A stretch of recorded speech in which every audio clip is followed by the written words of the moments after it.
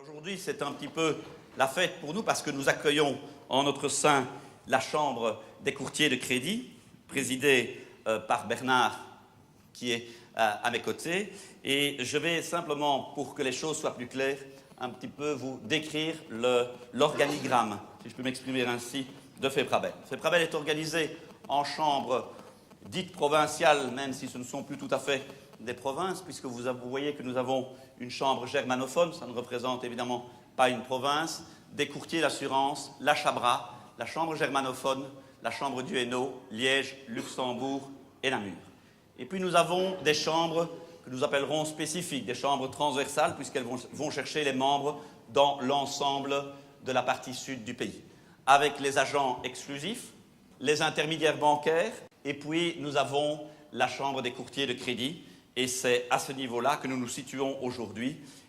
Je voudrais rappeler que la profession de courtier de crédit a été pendant très longtemps décriée et des courtiers ont décidé spontanément de se grouper pour réguler cette profession.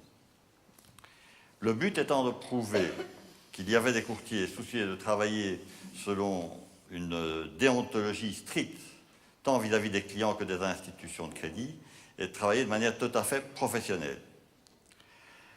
Le but de notre réunion aujourd'hui est de vous sensibiliser à l'urgence qu'il y a à nous regrouper. Outre les avantages d'une affiliation à FEPRABEL et à toute son infrastructure syndicale qui est bien rodée, le fait de venir nous rejoindre vous permettra d'être représenté et défendu tant auprès des institutions de crédit que des autorités publiques. Je souhaiterais également essayer de mettre au point l'année prochaine, donc en début 2009, pour les membres, une procédure rapide de mise au courant des informations en matière de crédit. Vous savez qu'en matière de crédit, nous vivons pratiquement au jour le jour. Nous devons réactualiser en permanence toutes les données si l'on veut faire des offres aux clients. Donc je crois qu'il faudrait que l'on mette au point un système pour tous nos membres. L'importance d'être présent. Eh bien, je vous avoue que personnellement, j'ai participé au Conseil de la consommation au ministère des Affaires économiques, aux révisions des lois du 12 juin 1991 sur le crédit à la consommation et puis du 4 août 1992 sur le crédit hypothécaire.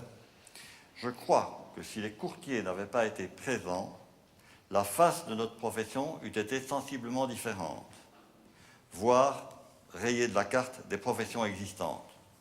Je vous rappelle que nous avions à cette époque-là très mauvaise presse.